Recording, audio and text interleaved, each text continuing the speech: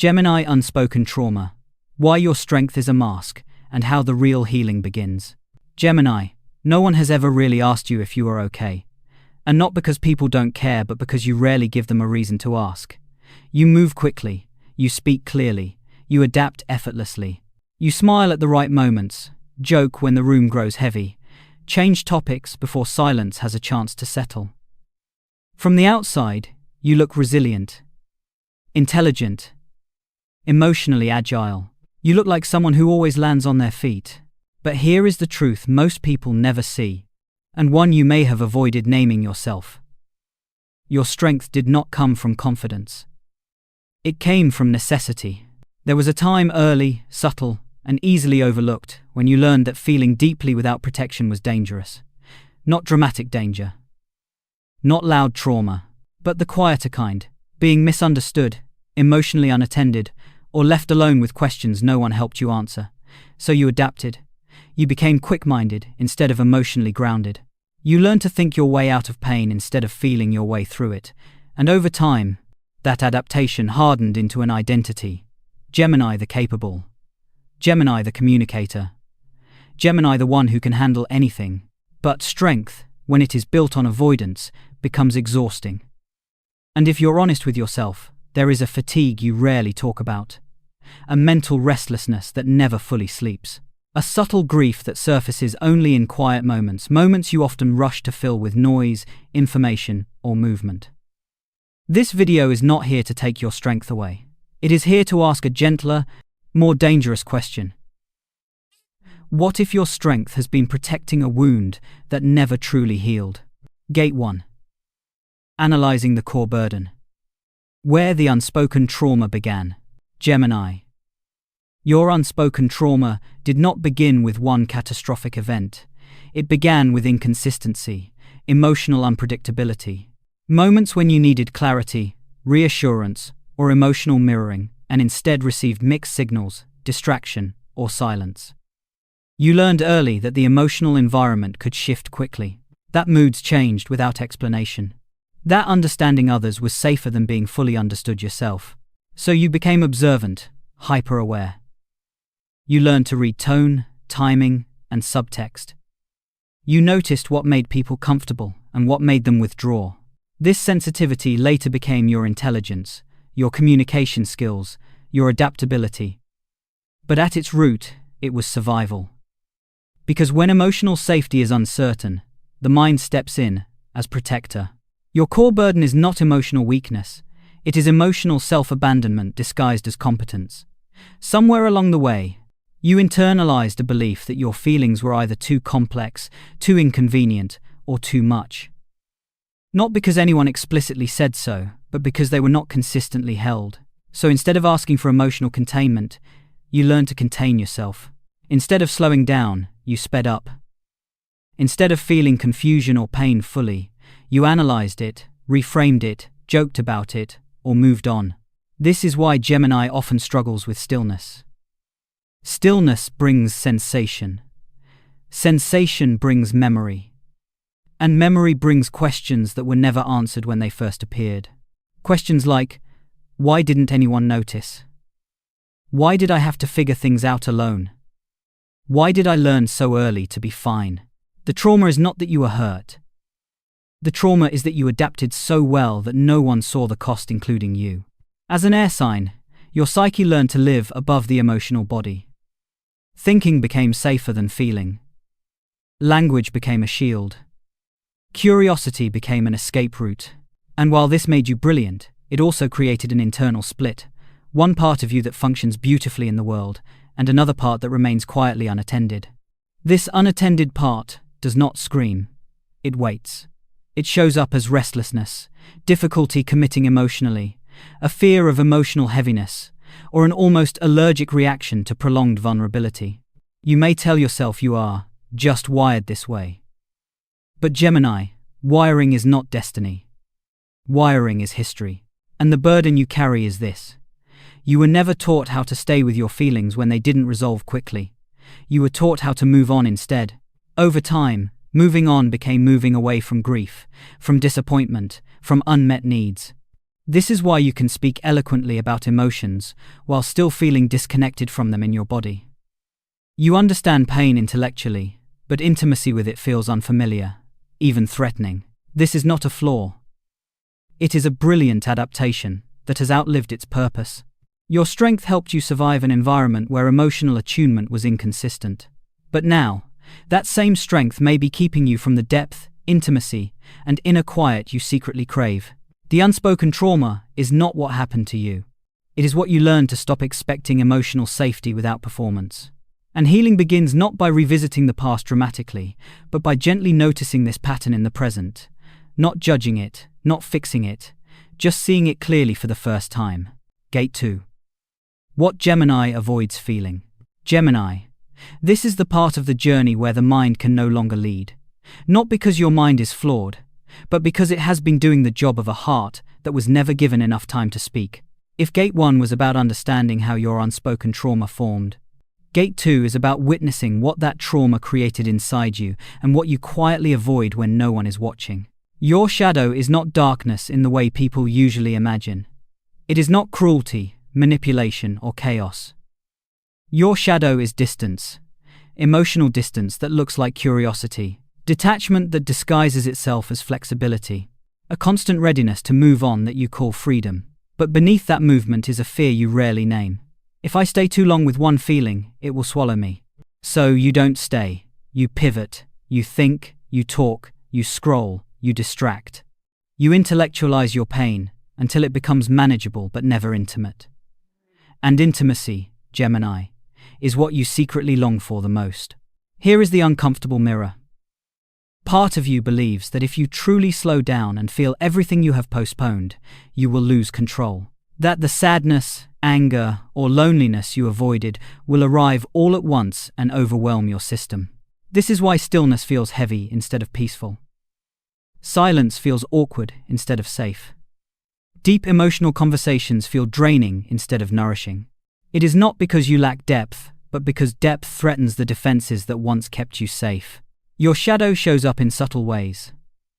You may avoid naming your needs directly, choosing instead to hint, joke, or rationalize. You may feel restless in relationships once emotional expectations increase. You may crave closeness but feel irritated when it actually arrives. You may leave situations not because they are wrong but because they require you to stay present with emotions that cannot be solved quickly. Gemini, you learn to be interesting instead of vulnerable, to be informed instead of emotionally exposed, to be adaptable instead of rooted. And this worked until it didn't. The shadow holds the grief of being emotionally unseen, the sadness of having to self-soothe too early, the anger of needing more than you were allowed to ask for. But because these emotions were never given language at the right time, they live now as tension in the body, noise in the mind, and a quiet ache you can't quite name. This is why you sometimes feel disconnected from your own emotional truth, not numb but scattered. As if your feelings are real, yet always just out of reach. You may even question your own emotional depth, comparing yourself to others who seem more grounded, more emotionally present, more certain. But Gemini, the issue is not that you feel less. It is that you learn to feel elsewhere in thought instead of in the body. Your shadow is also the fear of being emotionally dependent. You equate emotional reliance with weakness or loss of freedom. So you keep options open. You keep conversations light. You keep escape routes available. This protects you from disappointment, but it also protects you from being fully met. And here is the hardest truth of Gate 2. You cannot heal what you keep outrunning. You cannot integrate what you only observe from a distance. Healing does not ask you to drown in emotion, but it does ask you to stop treating feeling as a problem to be solved. The inner mirror does not accuse you, it invites you. It shows you that the part of you call restless is actually grieving stillness. The part you call detached is protecting a heart that never felt consistently held. The part you call independent is tired of carrying everything alone. You do not need to dismantle your intellect. You need to let it rest long enough for your emotional truth to speak without interruption. Gate 2 is not about changing your behavior. It is about recognizing the cost of your coping strategies with compassion instead of pride. When you stop glorifying constant movement, you begin to notice what has been waiting quietly underneath it all along. And that noticing without analysis, without judgment, is where the shadow begins to soften. Gate 3. The alchemy of healing. When the mask becomes medicine. Gemini. Healing does not begin by tearing the mask away. That would be violent to a system that learned to survive by wearing it. Healing begins when you understand why the mask was needed and how to slowly, gently transform it into something that serves you rather than hides you. Your mask is not false, it is functional. Intelligence, language, adaptability. These are not wounds, they are gifts. The wound was never your mind. The wound was that your mind had to do the job of emotional safety alone. So the alchemy is not about becoming someone quieter, slower, or less curious. It is about grounding these qualities in the body and heart, so they no longer act as escape routes. True healing for Gemini happens when thinking and feeling stop competing and start collaborating. The first shift is subtle but profound, allowing emotions to exist without immediately naming, explaining, or fixing them. This will feel unfamiliar. Your instinct is to ask, why do I feel this way? What does this mean? How do I move past it? But alchemy asks a different question. Can I stay with this sensation for 10 more seconds without turning it into a story? When you stay, something unexpected happens. The emotion softens. Not because you solved it, but because you finally gave it space. Emotions do not ask to be understood first. They ask to be felt. And Gemini, you have been feeling through thought for so long that your body has been waiting patiently for permission to speak. This is where boundaries become sacred. Not boundaries with others, but internal boundaries with your own habits of avoidance. A boundary might look like not changing the subject when a conversation touches something tender. It might look like pausing before responding, noticing your breath, noticing your chest or stomach, and letting sensation arrive before words do. This is not silence. This is presence. Alchemy also requires redefining strength. Your old definition of strength was staying light, capable, and unburdened. The new definition is staying honest when things feel heavy. Strength becomes the ability to remain emotionally present without disappearing into performance. It becomes the courage to say, I don't know how I feel yet, instead of rushing toward clarity. Gemini, one of your deepest fears is that slowing down will make you lose momentum, relevance, or connection. But healing reveals the opposite. When you slow down internally, your words carry more weight. Your presence becomes more grounded. People feel you instead of just hearing you. Language, once used as armor, becomes medicine when it names truth rather than avoids it. You do not need to over-explain your pain. You do not need to justify your feelings. Simple statements, I feel overwhelmed, I feel disconnected, I need time, are revolutionary when you have spent a lifetime being fine. Another key part of alchemy is allowing emotions to be non-linear. Gemini prefers progress, insight, forward motion. Healing will feel circular at times. Old feelings may resurface. Restlessness may return. This does not mean you are failing. It means you are finally present enough to notice what was always there. You are not regressing, you are integrating. And integration means letting different parts of you coexist without hierarchy. The intelligent part, the curious part, the grieving part, the tired part. None of them need to dominate. None of them need to disappear. When you stop choosing between mind and heart, your internal system relaxes. The nervous system begins to trust that it does not need to stay alert at all times. This is the moment the mask becomes medicine. When your adaptability helps you stay with discomfort instead of escape it. When your communication skills help you express emotional truth instead of deflect it. When your curiosity turns inward, not to analyze but to witness. Healing is not dramatic. It is not a breakthrough moment. It is a quiet reorientation, choosing presence over performance, again and again. And each time you do, the unspoken trauma loosens its grip, not because it was defeated, but because it was finally acknowledged. Gate 4. Practical presence, living the healing in everyday life. Gemini. This is where healing stops being an idea and becomes a lived experience. Not through dramatic changes or radical withdrawals from the world, but through small, consistent moments of presence that quietly rewire how you relate to yourself and others. Gate 4 is not about doing more. It is about doing less automatically. Your nervous system has been trained for speed, quick responses, quick thinking, quick emotional pivots. So the practice of healing begins with interrupting that speed, not to punish it, but to soften it. The simplest form of practical presence is the pause. A pause before speaking, a pause before changing the subject, a pause before mentally exiting a moment that feels uncomfortable. At first, this pause will feel awkward, almost unsafe. Your mind may rush in with questions, commentary, or jokes to fill the space. But if you stay, even briefly, you may notice something new: sensation, tightness in the chest, a flutter in the stomach, a heaviness behind the eyes. These sensations are not problems. They are messages you were never taught how to listen to. Healing lives in the body before it ever reaches language. In conversations, practical presence means allowing yourself to speak from sensation rather than strategy. Instead of crafting the perfect response, you might say something slower, simpler, and more honest. I need a moment to think. I'm not sure how to say this yet. This feels important to me. These phrases create emotional safety, not just for others, but for you. In relationships, healing looks like staying a little longer when the urge to detach appears, not forcing closeness, but noticing the impulse to withdraw and asking gently, what am I protecting right now? Often, the answer is not danger, but vulnerability. And vulnerability is not a threat. It is unfamiliar territory that deserves patience. Practical presence also means redefining productivity. Gemini often equates movement with worth, learning, talking, engaging. But restlessness is not the same as aliveness. Aliveness includes quiet moments, boredom, and emotional neutrality. Allowing yourself to experience these states without labeling them as failures is an act of deep self-trust. You may also notice that healing changes how you consume information. Endless scrolling, constant input, and mental stimulation lose their grip when your internal world becomes more tolerable. You begin to choose depth over quantity, not because you force yourself to, but because your system no longer needs constant distraction. Another key practice is emotional naming without explanation. Saying, I feel sad, without immediately adding a reason.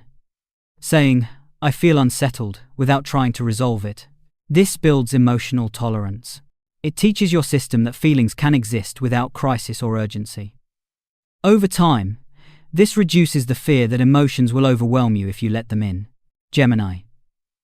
Practical presence is not about becoming heavy or serious. It is about becoming real. You will still laugh. You will still explore. You will still move between ideas and worlds. But now, there is an anchor inside you, a place you return to instead of running from. And something subtle shifts when you live this way. People feel more grounded around you. Conversations deepen naturally. Relationships stabilize not because you control them, but because you are no longer emotionally absent while physically present.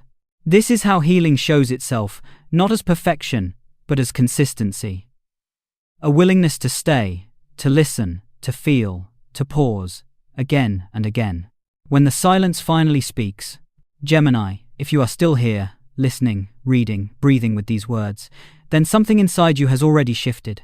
Not because you were given answers, but because you allowed yourself to stay present long enough to recognize a truth you have lived with for a very long time. The unspoken trauma was never a secret you failed to uncover. It was a silence you learned to survive inside. You were not strong because you were unbreakable. You were strong because you adapted when emotional safety was inconsistent. You learned to think quickly, speak clearly, and move on efficiently because staying too long with feeling once felt risky. That strategy kept you functioning. It helped you navigate the world, and it deserves respect, not shame. But survival is not the same as intimacy with yourself. Healing does not ask you to revisit every memory or label every wound. It asks something far quieter and far more courageous. To stop abandoning yourself in moments that feel emotionally unresolved. To stay instead of pivot. To listen instead of perform. To trust that your feelings, even when unclear, are not threats that need to be managed. You do not need to become someone else to heal. You do not need to lose your intelligence, your curiosity, or your adaptability. You only need to let them rest long enough for your emotional truth to be felt without interruption. When you do, you may discover that the stillness you once avoided is not empty, it is spacious. And within that space, there is relief. This is not the end of a journey. It is the beginning of a different relationship with yourself. One where strength is no longer defined by how quickly you recover, but by how honestly you remain. One where silence is not something to escape, but something to listen to. One where your inner world finally has room to breathe. So, as this video ends, I invite you not to analyze what you've heard, not to categorize it, not to decide what it means. Simply notice what remains with you. A feeling, a question, a softening. Let that be enough for now. And if this message resonated with you, not intellectually but quietly, then it was meant for you. Stay with that knowing. Healing does not require urgency, it requires presence.